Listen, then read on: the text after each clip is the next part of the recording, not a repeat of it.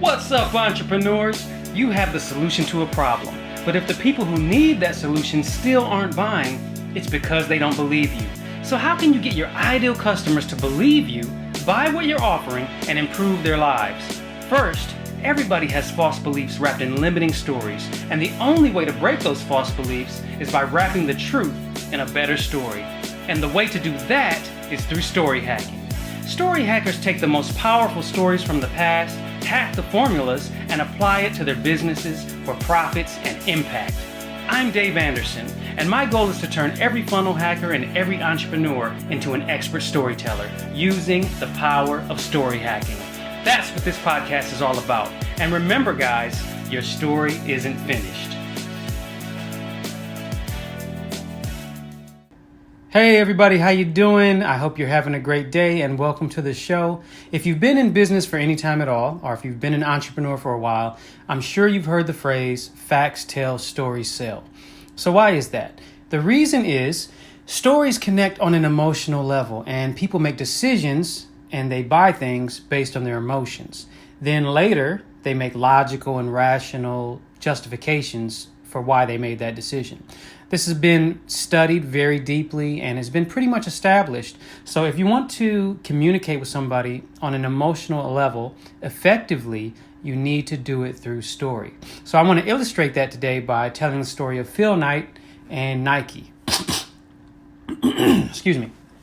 So if you don't know, Phil Knight is the founder of Nike, and there was a really good book written about him a few years ago. It's called Shoe Dog. So that whole book is about the Phil Knight story and the founding of Nike.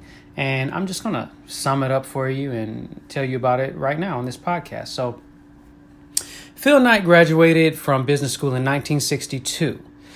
And the funny thing about that is, even though he graduated from business school, he sucked at sales. So how do I know that? Well, when Phil graduated, he wanted to travel the world. So he borrowed money from his parents. And one of the first places he went was Hawaii. So he went to Hawaii. He wanted to stay there for a while. So he got a job selling encyclopedias. And he sucked at it. He was terrible. Then he switched and he tried to sell securities. He sucked at that too. So he's not making any money while he's in Hawaii. So he decided to continue on with his travels. So one of the reasons that he wanted to travel is he wanted to go to Japan. The reason he wanted to go to Japan is because he had this business idea. And this desire was building up the whole time he was in Hawaii. So eventually he went to Japan and he wanted to import Japanese running shoes. Now, that might not make any sense for you right now. You might be thinking, why doesn't he just go online and order some shoes from Japan or go on Amazon or eBay? So this is 1962. There's no internet that you can use, really. There's no eBay. There's no Amazon. If you want some shoes from Japan, you're basically going to have to go over to Japan, see the shoes, and buy them yourself. That's pretty much the only way. So this is the funny story. He went over to Japan, and the shoes that he wanted to import, you might know them now as Asics, but they used to be called Tiger. So he wanted to import these Tiger shoes. He goes to Japan, he goes to Tokyo, he gets on a train, he goes to some other city where the Tiger headquarters is. He schedules a meeting with the executives there, and they ask him, are you a company? And he's like, yes. And then they're like, what's the name of your company? And he just made up a name, Blue Ribbon Sports. So anyway, he gets a meeting and they say, okay, we'll let you distribute our shoes in the U.S. You got to buy them. Fine. So he got through that. There was no internet. They couldn't really go check Blue Ribbon Sports.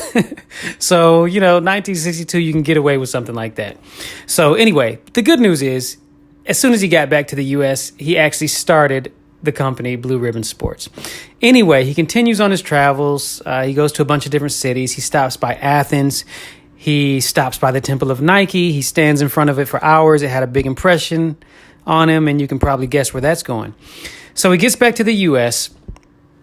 He takes some of his borrowed money.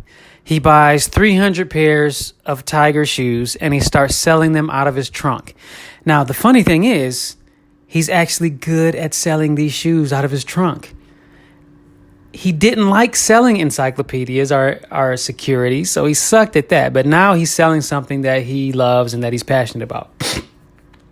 Excuse me. So this is another thing that happened. He decided to partner with his college running coach. You see, one of the things Phil was passionate about, he wasn't passionate about encyclopedias or securities, but he was passionate about running. He ran in college, and his coach's name was Bill Bowerman. So he went to his coach, and he was like, hey, you want to partner? He didn't expect that his coach was going to do it, but his coach was like, yeah, fine. So this is the good thing about Bill. Bill was obsessed with making lighter shoes. So he would actually take shoes, he would take the soles off of shoes, and he would try to make his own soles out of lighter materials just to give his runners an edge. So, sorry, I keep sniffing. Actually, I had some hot sauce on some baked chicken wings that I made earlier, so that's why I keep sniffing, I think. Anyway, where was I? So, Phil and Bill, they make this prototype shoe. They send it off to their partners, Tiger in Japan. And Tiger is like, okay, we like it. We'll do it. So they approved the prototype, but now Phil had to buy a lot more of the shoes, right? If he wants to enter into this deal, this partnership.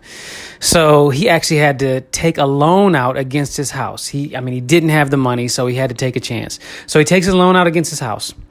Another good thing that Phil did was he paid attention. He kept his ear to the ground. So he had contacts in Japan and within the company.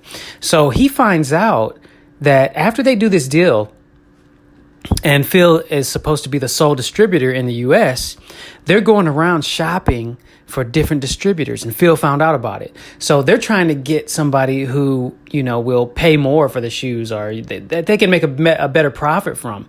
So Phil finds out about this, and he sets off to start his own company, right? So he splits from Tiger in 1971. And what does Tiger do? They sue him. But because, he kind of had evidence that they were like shopping around for other distributors and trying to break the deal, the judge sided with Phil, and, that would have destroyed his company. He fought it in court and he actually won. The judge didn't have to rule his way, but he did because Tiger was trying to do some underhanded stuff. So they split from Tiger, and, another thing that happened is Keds and Converse teamed up. Like after they split from Tiger, they won that case. Then Keds and Converse tried to team up and destroy Nike. They renamed the company to Nike, of course. So they tried to team up, and they actually got the government. They complained to the government and got the government to fine them with some weird import law. They got the government to try to fine them $25 million. Of course, that would have bankrupted the company. They just started. So they ended up settling. They fought it in court. They ended up settling with the government.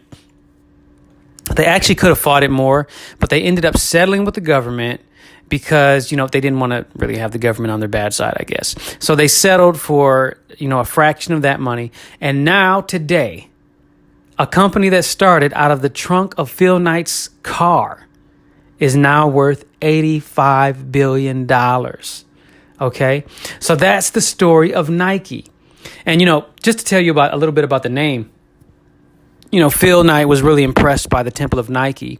And then later he read this play called The Knights. And in that play, the warrior gives a gift of shoes to the king in the Temple of Nike. And then after they split from Tiger, one of Phil Knight's employees, his name was Jeff Johnson, he had a dream about the name Nike. So then Phil Knight was like, okay, we got to go with Nike. So Nike is now an $85 billion company. They came from the trunk of a car all the way up to $85 billion with a B. Now, that's the story. The point of the story is you have to have a story. That's number one. Number two, you got to fight. Enemies and obstacles and pitfalls are going to come up against you. You can't just, tuck your tail and run. You can't just give up. You got to fight. Just like Phil Knight fought in those two court cases by Keds and Converse and by Tiger. You got to take action. He went all the way to Japan. He went, and met with him, even though he didn't even have a company, started yet. And then as soon as he said he had a company, he immediately came back home and started the company.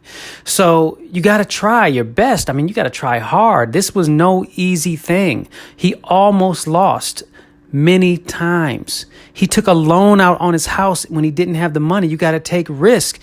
And he kept his ear to the ground. When Tiger was going behind his back trying to find other distributors, he had contacts. He was networked. He paid attention, and he was able to have a plan, a plan B just in case. So those are the lessons from the stories, guys. Now, I could have just told you the facts. The facts are boring. I could have just said, Nike was founded in 1964 by Phil Knight as Blue Ribbon Sports. They rebranded in 1971 to Nike. Their headquarters is in Beaverton, Oregon. They employ 44,000 people worldwide. The founder is Phil Knight. Okay, that's boring. That's not going to connect with anybody.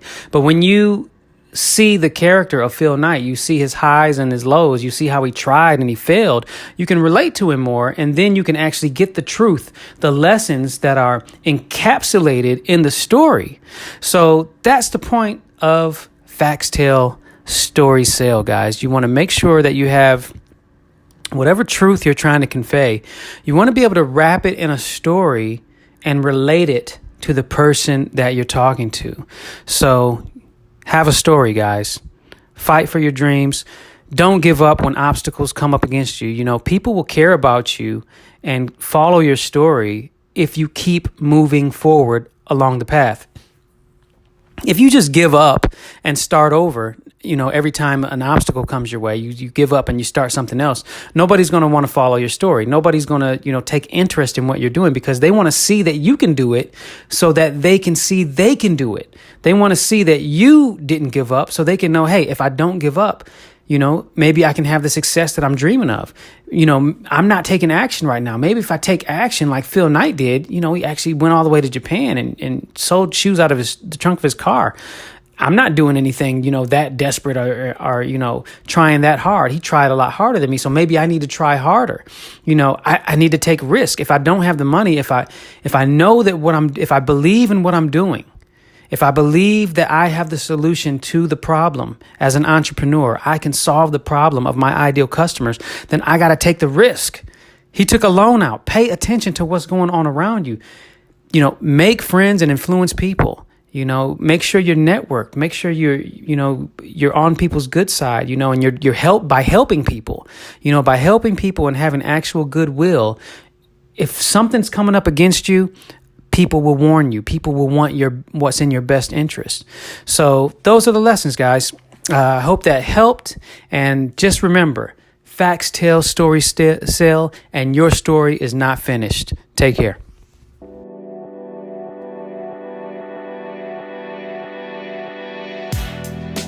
What's up, guys? First, I just want to say that I read every single 5-star review. So the biggest favor you can do for me right now is go to iTunes and review this podcast. 5-star reviews tell Apple they should show this podcast to other entrepreneurs just like you. And when you spread story hacking, you're spreading solutions that are making the world better. This is something I want us to do together as story hackers. So go to iTunes and tell me how story hacking is improving your business and your life. And one more thing. I want you to ask me your number one question about this podcast episode or any other episode. You can even leave me a voice message question and I'll play it on the podcast and give you a shout out. That way everybody can know you're a story hacker and a real part of this community. So go ahead and check the link in the description for that. So thanks so much for the reviews, guys, and keep a lookout for your shout out when I play your question on the podcast. And remember, guys, your story isn't finished.